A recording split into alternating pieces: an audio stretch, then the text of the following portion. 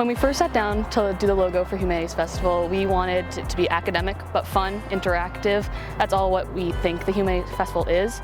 So we stuck with primary colors but muted for the 250th anniversary of America and the Revolution, which is our theme of this year's festival. So we just wanted it to be fun, again, interactive and all that. At the beginning especially, provided a whole bunch of creative guidance because I had a vision of what I wanted the whole thing to be about and to look like, and that is the Revolutionary War, because we're in the 250th anniversary of that event.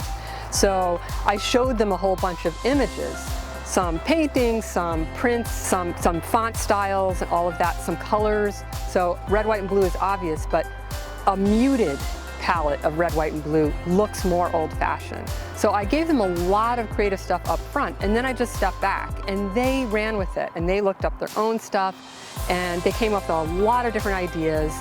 Almost everything they came up with was great. So what we did is just had to narrow down from many good possibilities and maybe at times combine a couple of really great designs into something even better.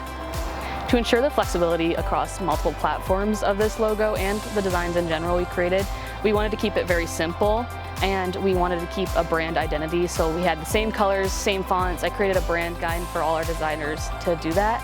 So our logo is very simple. It's just a bell with stars, and then we kind of put that across platforms with the banner and flyers. How we kind of decided our target audience is we know that there's going to be a lot of students, faculty, staff that are going to be influenced to come to the event, whether it's required by class or they just are interested and involved. So we've kind of tried to make it more interactive for students and staff. We've kind of got more vendors to come and more booths that are going to be nice and fun and inclusive for everybody. So that's how we kind of are able to get our audience to come in. Having students involved in the overall process from the beginning enhances the spirit of the event because students know what students like. So, I mean, I have some ideas of what I want it to be, but it's not going to be that successful as a fun event if it's just from the perspective of a faculty member wanting students to learn things. That's what they do in the classroom. So in order to make it more fun and engaging and interactive, I really need the student input. Our biggest challenge was trying to find like a timeline for everything because it is in the middle of the week. It's kind of towards the end of the semester. You don't want to promote event too far in advance because then people are going to forget about it, the flyers are going to get lost, so you want to make sure you're in that right timeline of trying to put those flyers out there, get that message out there so it's in the right timeline for the event. As a student designing for my own community in school, I have a lot of pride for it. It does take off a little pressure for it because I know that I have a community surrounded me that is very uplifting and helpful. So it's a very fun aspect of things, and I like to stick with the colors. It's nice, it's easy, and yeah. The biggest moment I was able to connect my communication knowledge to promoting this event was using social media, different flyers, trying to find different ways to communicate what was happening so everyone was able to see what was happening, whether that's through commercials and TVs and that type of stuff.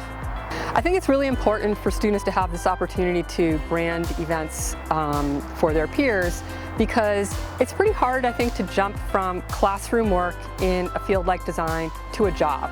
You really do need internships, you need hands-on experience, and I think that this is in some ways the first level because the stakes are basically pretty low. It's just an in-campus kind of situation. I'm very forgiving. I accept pretty much anything that people do. I'm just happy to have the work done. And yet we also do strive for something really good. So it's a really positive process that gets them the idea of how to work with a client when the client is very positively disposed towards them. Then they might go out into the world and get a job where it's trickier, but then they've at least had some of that experience of what the back and forth can be like.